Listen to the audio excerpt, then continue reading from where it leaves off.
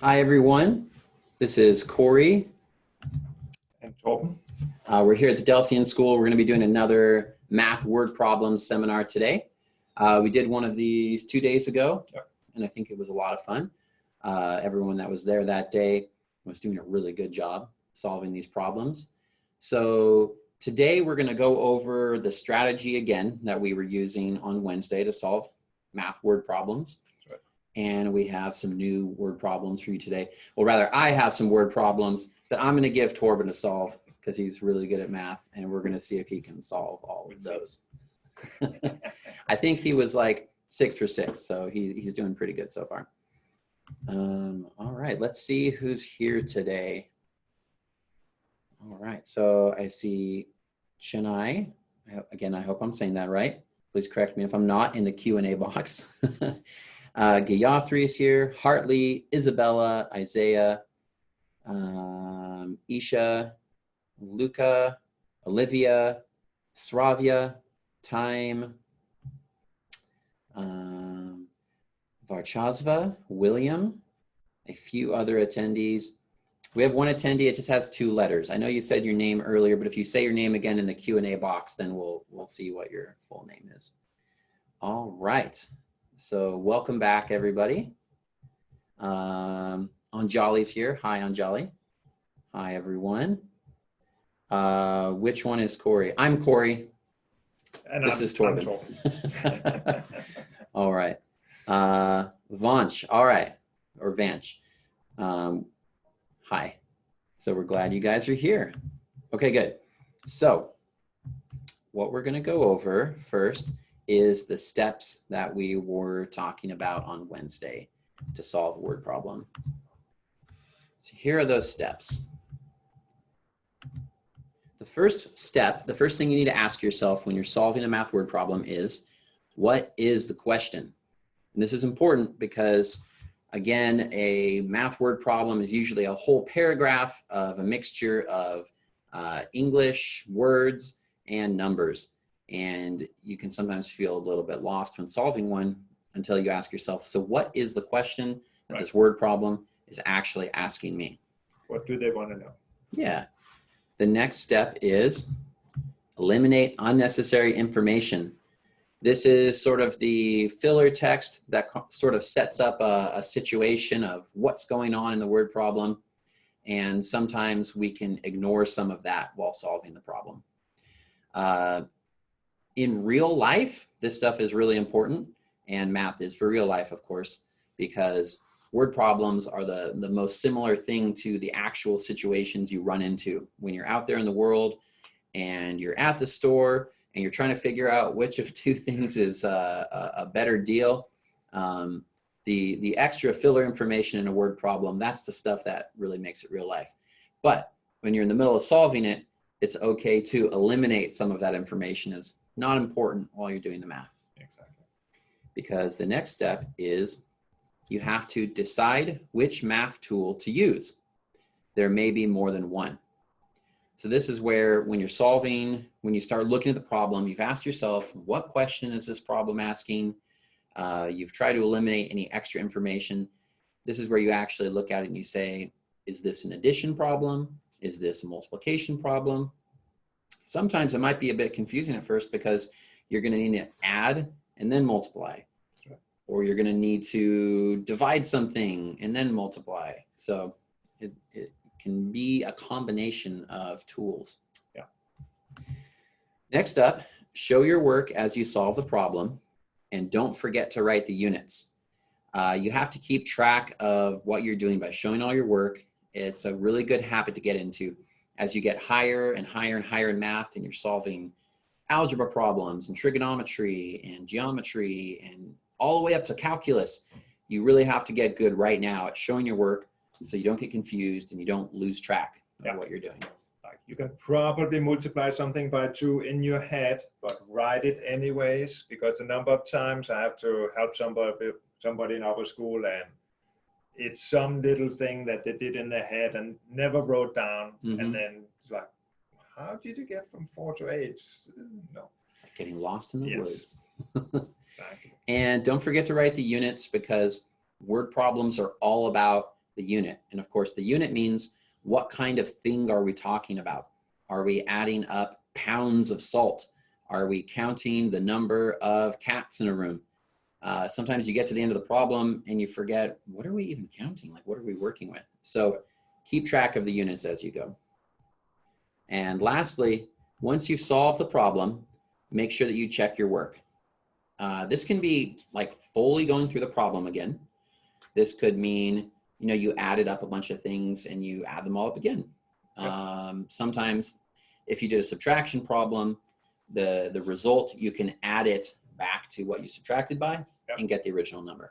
And often you can estimate, like if you're adding 2 ingredients in a cake and you get 0.005 as the answer, then maybe that does make sense if it's number of eggs or something like that. Yeah, seeing that you have a logical answer is one of the best ways to check your work. Right. I can't count the number of times that I'm helping a student with a math problem and they get to the end of it and say, we were counting up how much milk you can drink in a day, and they came up with like 100 gallons. And it's like, well, you know, that's a lot. Yeah, the math might have made sense as you were doing it, but that answer obviously doesn't make sense. So we know that we need to go back because we lost track of what we were doing somewhere. Yeah. So all those steps together, again, 1, ask yourself, what is the question? 2, eliminate any unnecessary information. 3, decide which math tool to use, because there may be more than one. 4, show your work as you solve the problem, and don't forget to write the units. And 5, check your work, make sure you answer the right question. So we're going to do some problems here. I'm going to give Torben some problems, and he will be using these skills to solve them. Yeah. And you guys feel free to work through these problems at home. Torben's going to just do them up on the board, but if you can solve them faster than Torben solving them up on the board, feel free to do that. Yeah, bonus points. And then just go ahead and type your answer into the Q&A box, and we'll see how you guys do as Torben's doing the problems.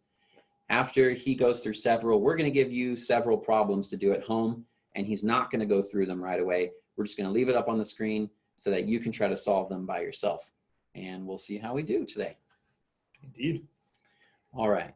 Here's the first problem. I need to rent a pickup truck, and I have $203 to spend.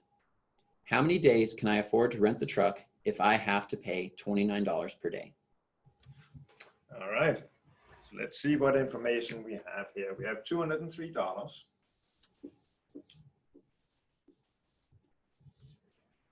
right. And we have $29 per day. All right. So curious. So what kind of operation should we use here? Well, I have an amount here and $29 per day. So 1 day is 29. I think we're going to use division. So this requires me to write a division problem. All right, so 29 into 203. Can we see? Yeah. All right, so this looks like a one-shot operation. It's about 30, goes into, let's guess at 7 and see how that goes. 63. That goes there, sorry. 14. So what skill did you use to guess 7 there? That was an estimation. Mm-hmm. Like, it's about 30. Mm-hmm. 30 times 7. Mm-hmm. 3 times 7 is 21. So 30 times 20, 30 times 7 is 210, and it's a little bit less. So it could have been wrong. It could have been just above or something like that. So it's either 6 or 7. Mm-hmm. So my first guess was 7, and it looks like I'm gonna be lucky here and great. 7. Once we get 7, what do we have to write next to the 7? Well, what is it? 7 cats? No, we're talking dollars, so it must be dollars. All right, so the skill there, our step 5, where we wanted to make sure that we were answering the actual question. If we go back and look at what the original question was, it's how many days can I afford to rent the truck if I have to pay $29 per day? So is $7 the right answer? Nope. Days. Great job. All right. Let's see what our attendees said in the Q&A box. So,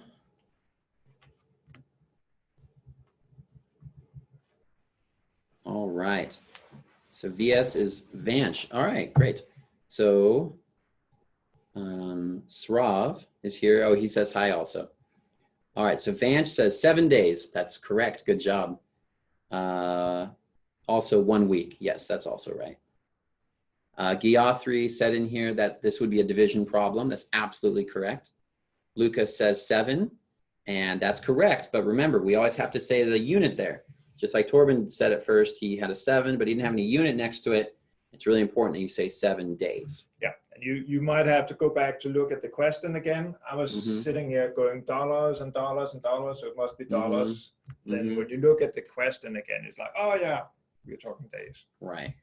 Oliver says the answer is 7 times. I would accept 7 times too. That's also correct. Yeah. Hartley said at first here $7, but then he corrected it to 7 days. So good job, Hartley. Gayatri also said $7 at first, and then he also corrected it to 7 days. So good job. Ariana says 7 days. Well done. Lucas says 7 days. Good job. Oliver says 7 days. Let's see. Isaiah says 7.5 days at first.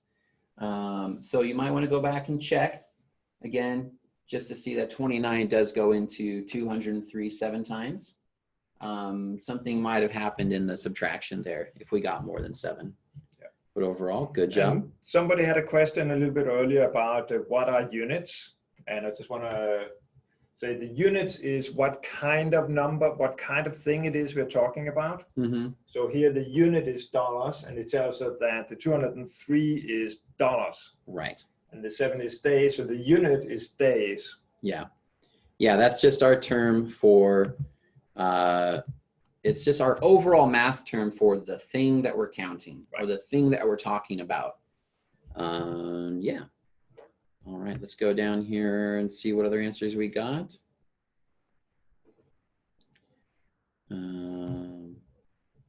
Yeah, Isaiah says 7 days, AKA a week. That's correct. Good job. Yeah, you can change the unit. All right, good job, guys. So we're going to go to our next question. All right, so this one, we're going to go over something that happens a lot of times in word problems in school that could be a little bit tricky sometimes. And that's where you've solved one problem, and sometimes you're given another problem that kind of builds off of the first one, or something changes a little bit. So our problem number 2 is going to be very similar, and you have to first spot the difference. I kind of helped you out by I highlighted it. So problem number 2. I need to rent a pickup truck, and I have $220 to spend. How many days can I afford to rent the truck if I have to pay $29 per day? So the other thing we have to watch out for here is sometimes we're not going to get an even answer. Maybe $29 isn't going to go into that problem an exact number of times. So what are we going to do with that? Remember, when we work through this problem, the question is how many days, and that's how many whole days can I afford to rent the truck for? So let's see what Torben does. Well, we're doing the same basic problem here, except that this number changed. So it's still a division problem, and it's a little bit bigger, but not 29 bigger. So I'm still going to go with 7 here. Yeah. All right. So 7, I remember that was 203. Okay, then I subtract those and I get 17. Okay, so now I'm out of numbers up here, so I have to start into the decimal. So I'll put a decimal point up here. And then I have to, okay, so I pull down a 0, so 170. So how many times does 29 goes into 170? Well, 30, 60, 90, 120, 150. So what's that? 5. I'll guess 5 for this one. 5 times 9, 45. 5 times 2, 10, plus the 4, 14. Is that going to work? Maybe. 50, 20, 25. So we can already tell that there's going to be like a string of decimal points here. It's going to keep going here for a while. All right, I can pull down another 0. Okay, so now let's go with 8. It's bigger than that one, so it's going to be my guess. 9 times 8 is 72. 16. 3. Okay, so we've got what, 18 left there. All right, so we're running out of space at the bottom here. At what point do we stop ourselves and look back at the original question? Because the question here was, how many whole days can I afford to rent the truck for? How does that information work with the answer we're getting here? Well, see, I could be very specific and say I can rent this for 7.58 days. Yeah. But that doesn't really make sense because the renting agency probably won't rent me the car for 7.58. In real life, when companies are renting you a truck or a car or something else, they usually rent it in full days. There might be some that go by the hour, but you know, but the question specified how many days. Right. So how do we answer this question? Well, there is 7 days and then maybe some hours or whatever. So 7 days only. Okay. Let's see what answer we got here. Let's see if Torben was correct. Dun, dun, dun, dun. I can still only afford to rent the truck for 7 days. So that was correct. Good job, Torben. Let's see what our attendees said. All right. So 2 different attendees here at the beginning both said 7 days, 1 week. That's correct. Hartley did a lot of the decimal points. He came up with 7.5862, and it goes on for a while. Very good job, Hartley. You did the correct math. But like we were talking about with Torben, we do want to make sure that we answer in whole days. Like how many complete days could we rent it for?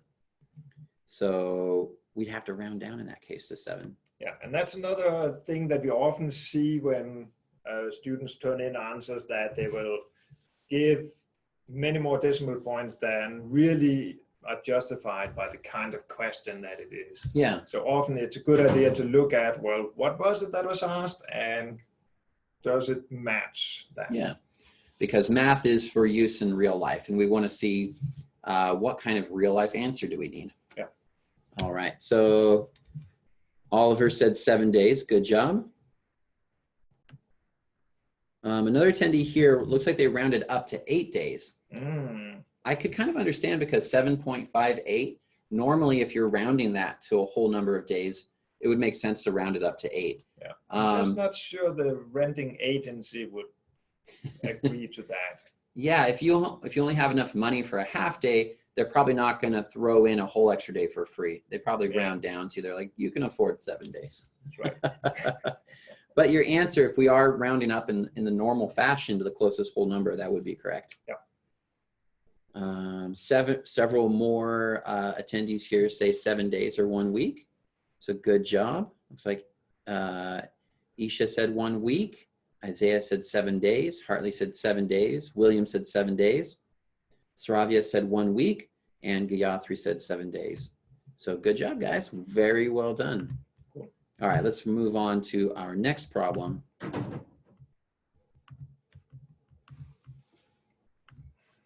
All right, well, we go ahead and erase everything that's on the board here. I'll move on to the next question.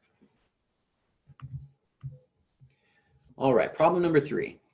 I am sending invitations to 56 friends. Invitations to what? We don't know. Probably a party of some sort after everybody's out of quarantine. So far, I have sent invitations to 3/4 of them. How many friends have I sent invitations to so far? How many friends have I not sent invitations to yet? Okay, so before Torben gets started on this one, the first thing that I want to point out about this problem is that it doesn't use the word add, it doesn't use the word subtract, it doesn't use the word multiply, and it doesn't use the word divide. So right out of the gate, it can be a little bit tricky to figure out what type of math problem are we doing here. What you have to spot is this word of right here.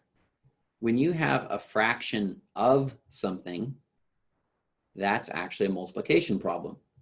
Because if we think about, let's say we had 10 slices of pizza and I'm really hungry, so I'm going to eat 1/2 of those slices.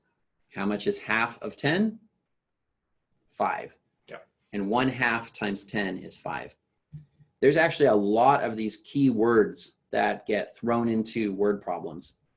I went on Google and I searched for keywords used in math word problems, and this is a image that I found that has a whole bunch of these keywords.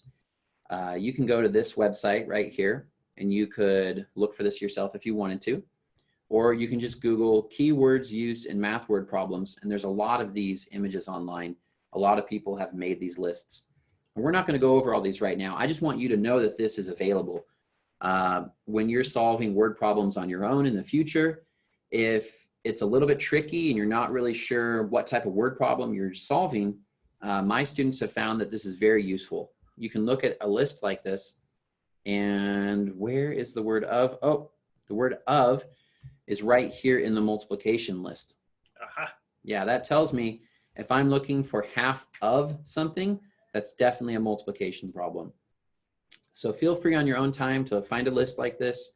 Look at some more of these terms if you want to. But this could be very useful the next time you're solving some problems. Yeah. So let's go back to that problem again.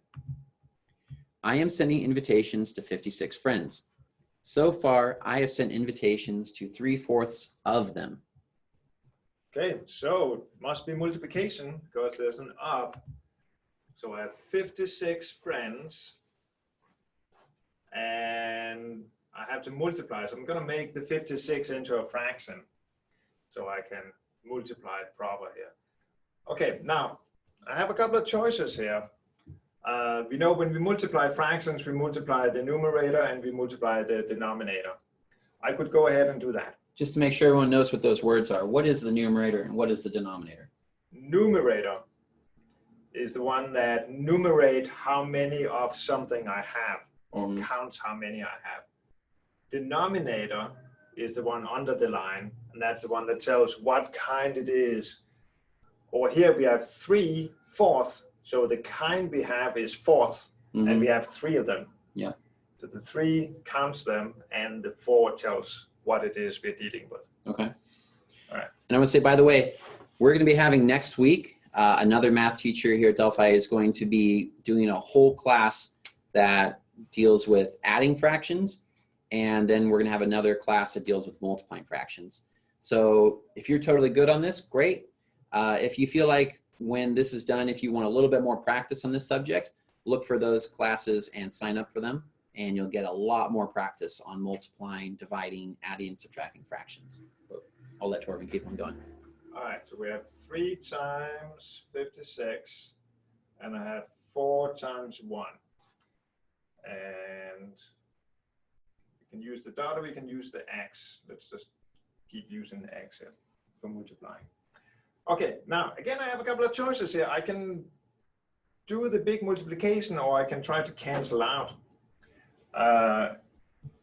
Let's just do the multiplication. 3 times 156. 56. 56. All right, so 3 times 6 is 18. 3 times 5 is 15 plus 1 is 16, so 168. Divided by 4. 4 times 1 is 4. I can do that one. All right. So now I just have to change this into a mixed number or into a whole number if it goes into it. So I'm just gonna do a little division problem up here. 4 into 16, I can do that 4 times. 16, 0, pull down the 8, 2, 42. Ta-da! All right, awesome. I would say we have sent out 42 invitations. Wonderful. Are we done? Is that all Torben has to do? All right, so this is where, again, it's really important to look back at that original question, because problem 3, he's right that it did say, how many friends have I sent invitations to so far? But this word problem was a bit trickier because it had 2 questions. The next question was, how many friends have I not sent invitations to? So how do we solve that second part? We already know, we think we know how many friends we have sent invitations to, but it also wants to know how many friends have we not sent invitations to. Right. All right, so we have 56 friends total, and we send out 42. So how much is left? Sounds like a subtraction problem to me. 6 minus 2, 4. 5 minus 4 is 1, so 14 left, friends left, that we still need to send invitations to. All right, wonderful. Let's check our answer.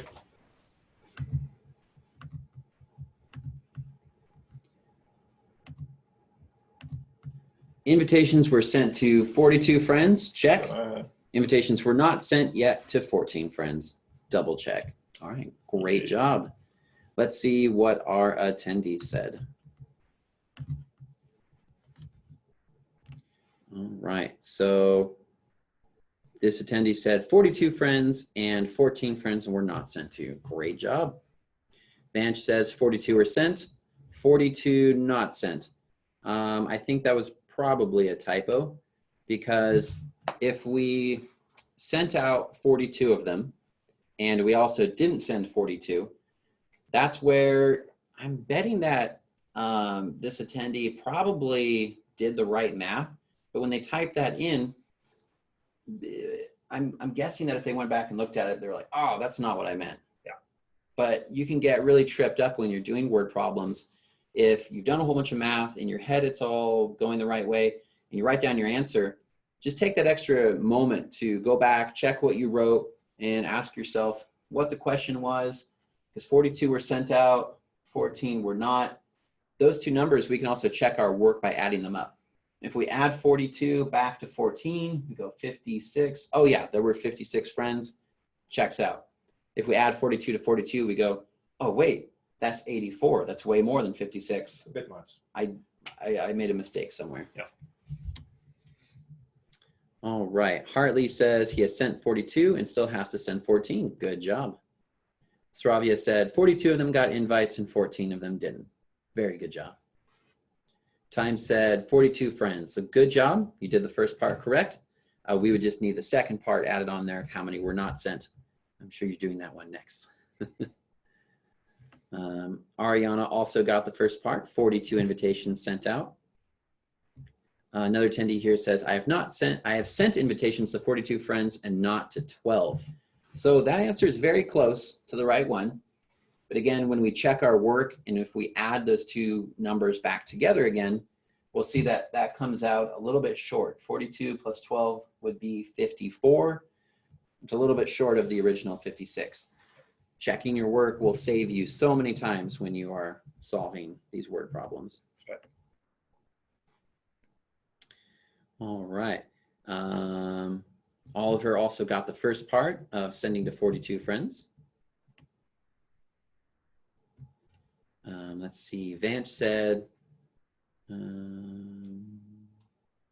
yeah, he's kind of explaining how they solve the problem here. Good job. Chennai said 42 invitations. Good job on the first part. Isha said 42 invitations. Good job. And yeah, there's several more really good answers here. So good job, guys and gals. Yeah, Isaiah says 42 were invited, 14 friends have not got invitations. So great job. Great. I'm seeing several people here that they originally put in the first part. They're now adding in the second part. So great job. And Ben says, that was a typo. Yes, we have all been there. Oh, yes. No worries. All right. The fact that you guys are taking the time to work on these word problems at all, it's really awesome. So good job on working through these and putting yourself out there and trying to answer the problems. All the practice that we do in math makes us better at math. And if we get an incorrect problem, at least at our school, you don't get, you don't get an F or you don't get points off. We just go over it again and figure out how to solve it the right way. So that's what we're doing right now. It's a good job, guys. All right, let's go to the next problem here. All right, problem number 4. A metal sculptor needs 8 3/8 meters of metal for one project and 6 3/4 meters for another project. How much does a sculptor need altogether? So we can already tell that there's going to be some fractions in here. We need 8 3/8 meters for one project and 6 3/4 meters for another project. How are we going to solve this 8 one? 3/8 for one. Mm-hmm. And 6 3/4 for the other one. Yeah, so we see that there's some extra information here. The fact that it's a sculpture isn't super applicable right now. Right. What kind of problem do you think this is? Well, all together. Yeah, all together. What's the key word? So what does that mean? that sounds like an addition problem. Okay. So let's go with that. 6 3/4. All right, so now I have to see if I can remember how to add two mixed numbers. Okay. Okay, it's going to be a little bit tricky, but the key to adding fractions is that they have the same denominator. So if they have the same denominator, I can just add them. Okay. Should we put an addition symbol here so we remember what we're doing? Yeah, that's probably a good idea. Okay. Okay, so this one is 1/8 and this one is 1/4. So if I want them to be the same, then I have to change this one. So this one is 3/8. That can stay the same. That can stay the same. But this one, I have to change that to 1/8. And I did that by saying times 2, 4 times 2. So if I do that on the top line as well, 3 times 2, then I'm good. All right, so now I have 3/8 and 6/8. Well, that is 9/8. Because when I add fractions, I just add the numerator. We don't add the bottom part. No. But the holy Batman, 9/8 is more than 1. So that's the same as 1 and 1/8. Okay. Because the 8/8 is 1, and then there's 1/8 left. Okay. So that is 1/8, and then the 1 I have to carry. Okay.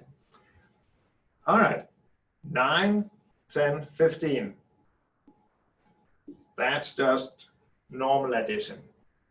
So my answer here would be 15 and 1/8. And the trick to these kind of problems is to make sure that you get all these small parts right and don't mix up in that. There's many opportunities to make a small mistake here. Right. So it's important to double check your work. Great. Did we remember the unit? Well, what are we talking about? We're talking about meters of metal, I think. A metal sculptor needs 8 3/8 meters. And we left it out right there. Right. But we put it right here, 6 3/4 meters for another sculpture. How much do we need altogether? So if I'm adding meters together, then I get my answer in meters. All right, great. So, let's see what we have here for the answer. He needs 15 1/8 meters of metal. Great job, Torben. yay. All right, let's see what some of our attendees here said. Vance said 15 1/8 of metal. Good job. And then immediately corrected it to 15 1/8 meters of metal. Good job. All this discussion of units and showing that we're all getting this down. We're getting there. Let's see. Ariana said 15 1/8 meters of metal. Time said he needs 15 1/8 of metal altogether. Good job. But just remember, important to write 15 1/8 meters of metal. I can think of a good reason to make sure you do that would be, let's say you were needing to like order metal or wood or supplies for like a building project. Yeah. Let's say I was, calling over the phone to maybe like a supplier of wood and metal. Right. And I tell them like, I need 15 1/8 of metal. And I just go on and they might, they don't hear the unit that you're using. Maybe they write down 15 1/8 feet of metal. Yeah. Because that's a different measuring system than meters. Mm-hmm. Or maybe they would write down, I think he said 15 1/8 inches of metal. Yeah.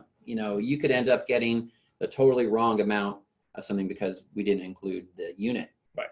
So in real life, as in word problems, super important to always include what unit you're using. Yeah.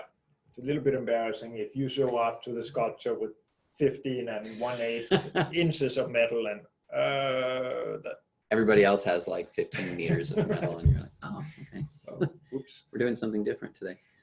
All right. Jocelyn here says 15 1/8. Great job. Just make sure we include the unit there again.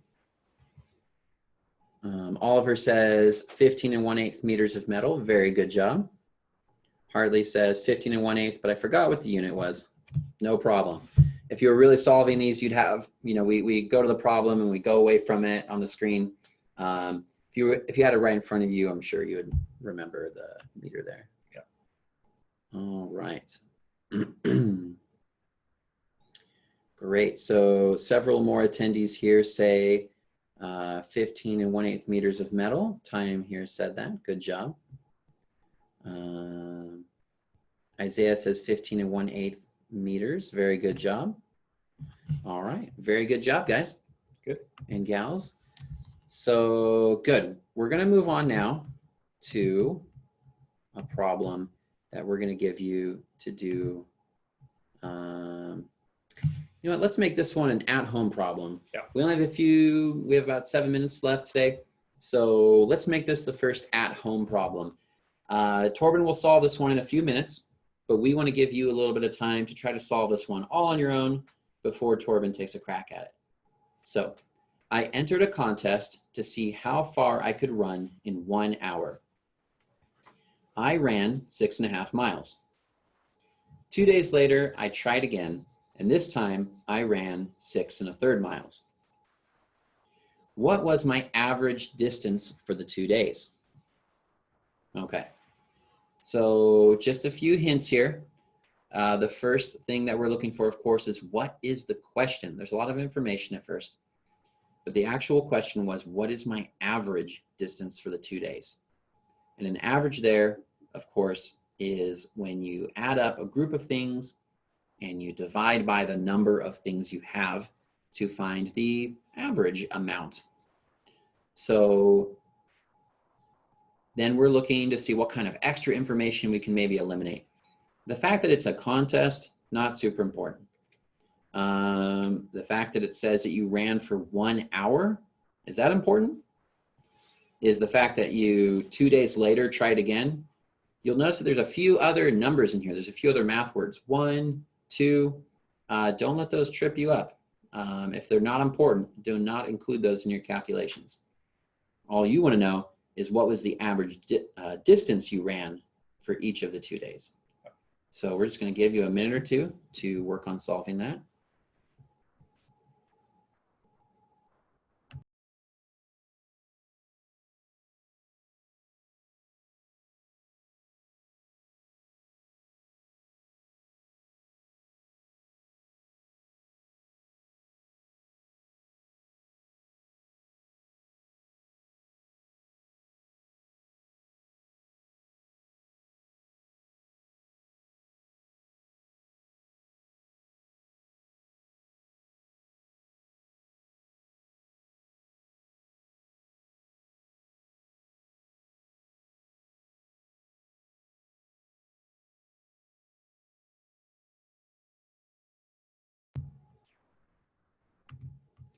All right, so you're probably all ahead of Torben. You've already started working on this.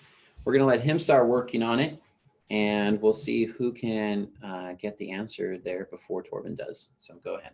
All right. So first thing I want to do is to add the two distances here. So let's go ahead and do that. And I need the space here. So again, I'm adding mixed numbers, so I have to change them to the same denominator. This time I have 2s and 3s. So the first common denominator, halves. The first common denominator I can see here would be 6th. So I change this to 3/6, and this one to 2/6. And how do we change those again? I do this by saying, what do I have to multiply this with to get 6? And that's a 3. So I multiply everything here with a 3. That gets me the 3 and the 6. Down here, I have to multiply with a 2. 3 times 2 is 6. 1 times 2 is 2. Then I can add my two fractions. 3/6 and 2/6 is 5/6. So no problems with carrying anything here. So I'm done with the fractions and I can do the whole numbers. 6 plus 6 is 12. Okay, so the total distance run would be 12 and 5/6. Now we wanted the average, which means I have to add up all the numbers I have. Which in this case was only two distances. It's only 2. And then divide by the number of them. Okay. Which in this case is 2. So I have to divide this by 2. And there's a couple of ways I can do this, but I'm just going to do it the easy way. Half of 12 is 6. Okay.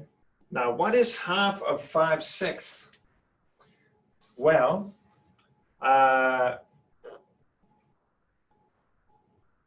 see, if I have 5/6, then half of that would mean if I can double the denominator, then I get half.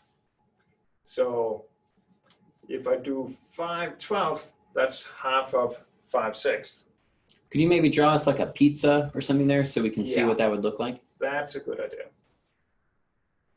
I think I got 6 parts here. And if I split that in half,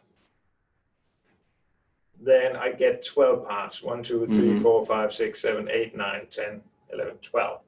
So half of 6 is 12 when you're talking fractions. So it actually works out. So if I had my 1, 2, 3, 4, 1, 2, 3, 4, 5. Oh, now we just went to 8s. Technical difficulty. One moment. Okay, now we have 6. 1, 2, 3, 4, 5, 6.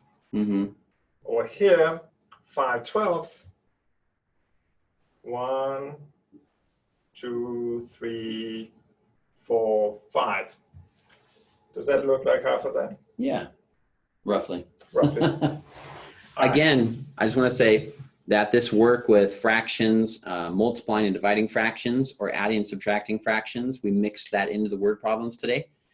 If you have trouble with fractions at all, we're going to be doing more classes next week where we take up this subject specifically. So don't fear. If you have any trouble, we'll be able to help you out with that next week in more detail. Now, another way of going about this, if I wanted to do it correctly, really, then I would change this mixed number to a fraction. And that would be 12 times, when I change a mixed number to a fraction, I say 12 times 6 plus 5. So what's that? 60, 72 plus 5, 77. So 77/6. And then I'm dividing by 2. Well, 2 is the same as 2 over 1. Mm-hmm. When I'm dividing two fractions, remember this, then I multiply with the reciprocal of this guy, the inverse.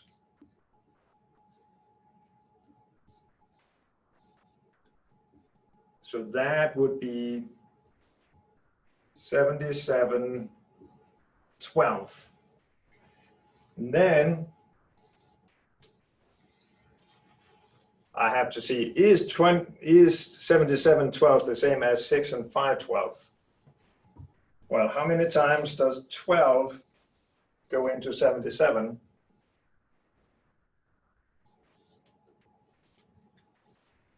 Well, I'm going to guess 6 times.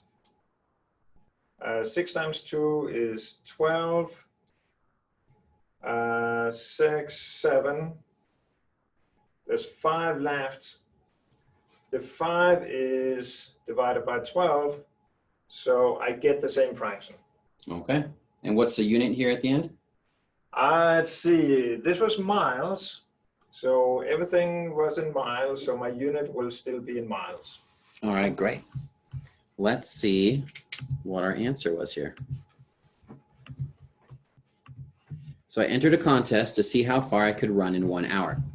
I ran 6.5 miles. 2 days later, I tried again, and this time I ran 6 1/3 miles. What was my average distance for the 2 days? 6 5/12 of a mile. So good job, Torben. Yay. All right, let's see what some of our participants said here. Is this Tendy? Oh, so this is Nora. Hi, Nora. So Nora says 6 5/12. So very good job. Time says the average amount of miles for both days is 6 5/12. So great job. Good. Vanch says 6 5/12 miles. Very good job. Hartley says 6 5/12. So very good job. You got the right answer. Just need to make sure you put the unit on there. Let's see. Geoffrey says 6 5/12. Very good job. Just make sure you include the unit there. And Isaiah says 6 5/12. Very good job. Isha says my average miles for 2 days are 6 5/12. So very good job, guys.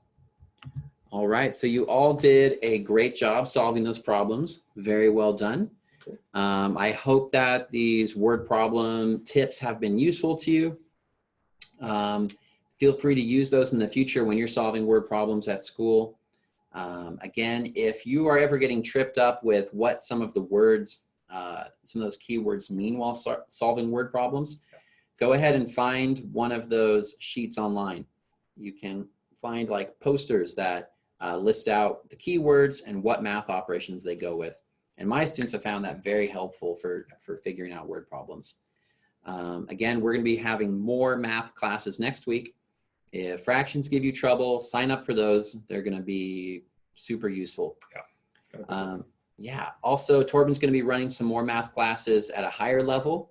If this has all been, a little bit easy for you and you want something a little bit more challenging, we're going to be taking up algebra. Great. Dun, dun, dun, dun. How to solve algebra without getting in trouble with your mom. All right, awesome. So thank you guys for watching today, and we will see you next time. Bye, everyone. Bye.